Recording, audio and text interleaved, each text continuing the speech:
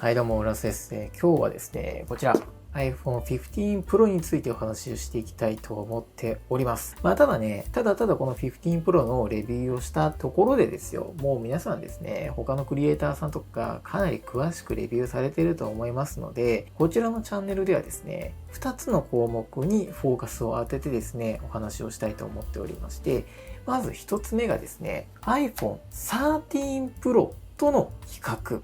っていうお話をね、していきたいと思っております。二つ目がですね、この iPhone 15 Pro に新しくね、機能として加わった外部収録。こういったような外付けの SSD とかを接続して動画データとかをね、記録することができる、こういう機能がですね、追加されたんですけれども、USB Type-C になったことによってできるようになった機能ですね。いかんせんですね、やり方が全然最初わかんなかったんですよ。なので、この動画さえ見ればですね、外部収録ができますよという形でですね、ご紹介できればなと思っておりますので、今回はこの2点についてですね、フォーカスを当ててお話をしていきたいと思います。で、なんでわざわざね、13 Pro との比較なのかっていうね、話なんですけれども、これ個人的な経験則なんですけど、スマホって大体2年ごとぐらいに買い替えてたんですよね、自分って。で、それって、携帯の大手キャリアから出ている2年ごとに買い替えるとお得になりますよみたいなプランがあったんで、それを使ってたりとかするとですね、1年ごとにはあんま買い替えないんですよ。で、大体やっぱ2年ぐらいで買い替えることが今まで多くって、新機種が出るたんびにですね、クリエイターさんが比較とかされてるんですけど、大体前機種、いわゆる1世代前との機種でね、比較されてることが多くって、自分使ってるのもうワン世代前なんだけどなと思いつつですね、いろいろ歯がゆい思いをしてきてたわけなんですよ。なので、自分がもしですね、iPhone のレビューをするってなった時はですね、もう2世代前の機種と比較しようとちょっと決めておりまして、今回はですね、たまたまなんですけど、13 Pro をですね、準備することができましたので、こちらの外観とかカメラ性能ですかね、を主に比較していきたいと思っております。ではね、早速、まずは比較の方をやっていきたいと思います。後半に外部収録のやり方をね、お話しいたしますので、最後まで見ていただけると嬉しいです。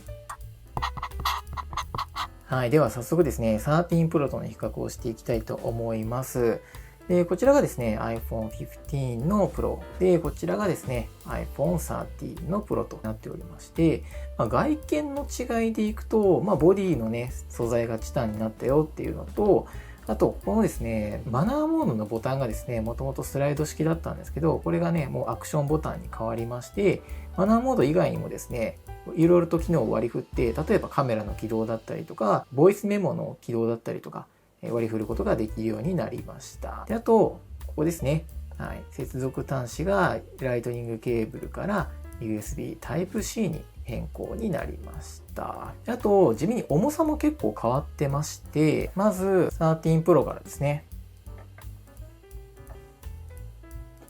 重さが約 212g と、一方ですね、こちら15 Pro に関しては199、ほぼ 200g ですよね。なので、だいたい 12g ぐらい違うんですよね。でね、たった 12g でしょって言われるかもしれないんですけど、これ持ってみた時の感覚はね、結構違いますよ。持ちやすさっていうところもあるかもしれないんですけれども、個人的にはですね、体感かなりですね、15 Pro の方が軽く感じました。で、ここからは、カメラの性能比較をね、していきたいと思います。はい。ではですね、まず13 Pro のカメラ性能を見ていきたいと思います。今が1倍のね、標準のカメラでして、で、これが広角になった時の画角になっています。で、そこからですね、はい。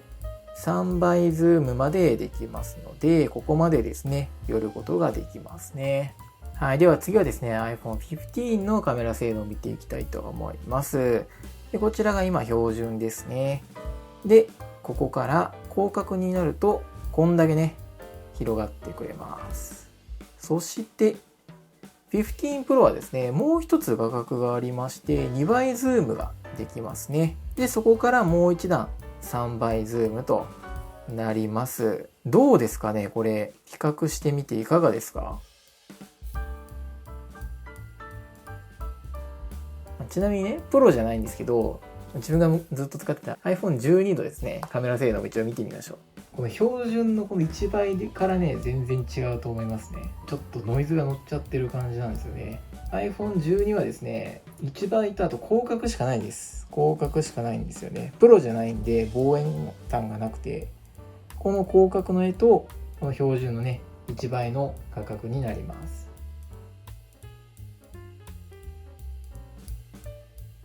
はい、ということでちょっと今ね、部屋を暗くしてみました。カメラのですね、高感度耐性っていうところも見ていきたいと思います。はい、これが今ですね、iPhone 13 Pro の標準価格ですね。で、ここから広角にしてみます。はい、広角がこんな感じです。ノイズどうですかね。こんだけ暗いからね、だいぶ乗ってるとは思いますが、で、ここから、はい、望遠ですね。3倍の画角になります。はい。では今ですね、こちら iPhone 15 Pro で撮っております。今、当倍の画角ですね。で、ここから広角にですね、変更します。はい。広角になりました。で、ここから15 Pro は2倍がありますので、2倍の画角。で、ここから3倍ですね。はい。3倍の画角がこうなります。はい。ということで、いかがでしたでしょうか。13 Pro とのね、比較だったんですけれども、やっぱりですね、15 Pro の方が、広角だったりとか、望遠の画角においてですね、ノイズが少なく、綺麗にね、映ってたかなと思います。13 Pro も十分綺麗ではあったんですけれども、ノイズがね、少しだけ、乗ってたかなというところで、それがかなり15 Pro で軽減されてるかなと思います。で、暗所性能に関してもですね、ちょっと設定ミスっちゃってて、ホワイトバランス、オートホワイトバランスで取っちゃったんで、色味がね、だいぶ変わってたんですけれども、あんだけね、部屋が暗い中で、13 Pro も結構綺麗に撮れてたんですけれども、やっぱり細かいノイズの部分、ザラつきの部分がですね、15 Pro の方が綺麗に撮れてたかなというふうに思いました。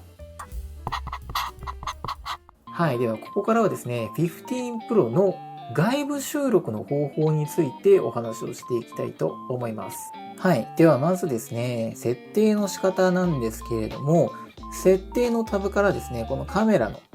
タブに行ってもらって、この中のフォーマットっていうところを見てください。で、ここのですね、プロローと解像度コントロールっていうね、ボタンと、Apple ProRes っていうですね、このボタンがあると思います。で、これをそれぞれですね、オンにしてください。設定はですね、自分はプロローの最大と、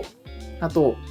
プロレスのエンコーディングはログにしております。これをすることによってログ撮影がね、できるようになるというものになります。で、この状態でカメラのアプリを見ていただくと、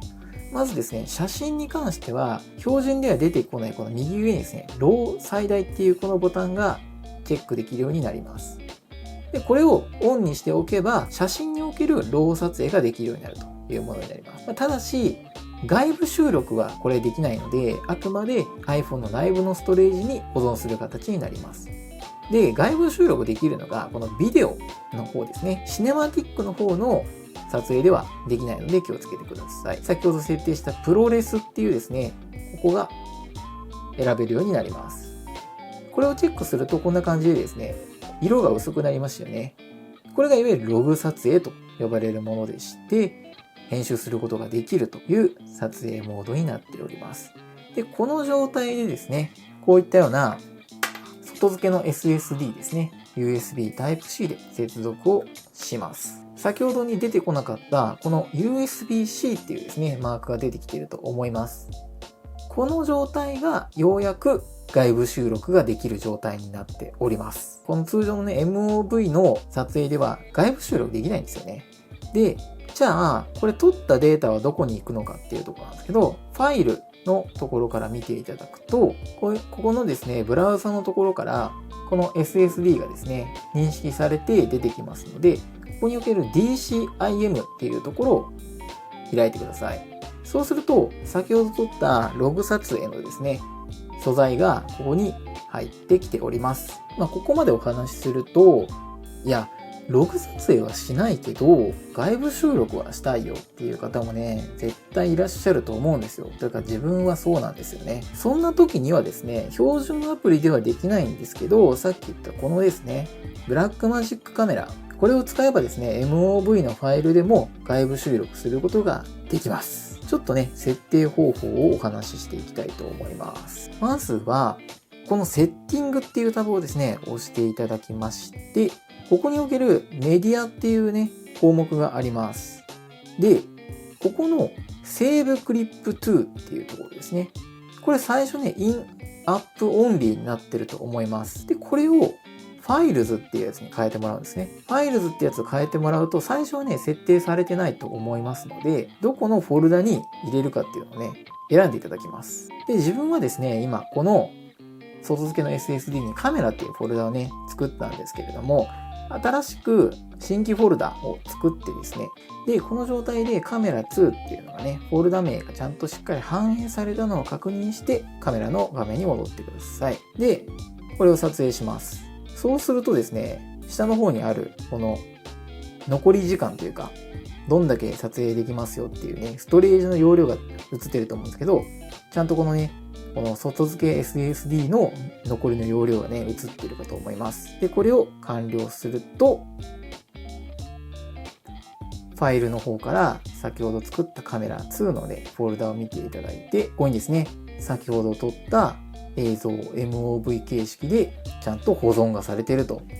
いうものになります。ですので、標準カメラのアプリではできない MOV での外部収録っていうのが、こちらのブラックマジックカメラではできるというものになっています。で、このブラックマジックカメラかなり便利でして、いろんな設定ができるんですよね。もともとこのコーデックもですね、こんだけ選べますし、H265 もですね、ここで設定して、この状態で外部収録することもできます。これはですね、iPhone 15 Pro ユーザーはもう持っておいた方がいいんじゃないかなというね、アプリになっておりますので、ぜひですね、ダウンロードしてみてください。はい、ということでいかがでしたでしょうか。今回はですね、iPhone 15 Pro の話だったんですけれども、ちょっと基本的な項目とはずれてしまってはいたと思うんですけれども、ちょっとでもね、参考になればいいかなと思って作ってみました。他にもですね、なんかこんなような比較してほしいとか、こういう情報を知りたいよみたいなことがあれば、ぜひですね、コメント欄で質問とかいただければ嬉しいです。この動画がね、ちょっとでもいいなと思っていただけましたら、ぜひチャンネル登録、高評価もよろしくお願いいたします。こちらのチャンネルではこんな感じで撮影機材の話だったりとか、ガジェット関連のレビューをさせていただいているチャンネルでございます。まだまだね、いろいろ頑張っていきたいと思っておりますので、ぜひともチャンネル登録よろしくお願いいたします。ということで、また次回の動画でお会いいたしましょう。バイバイ。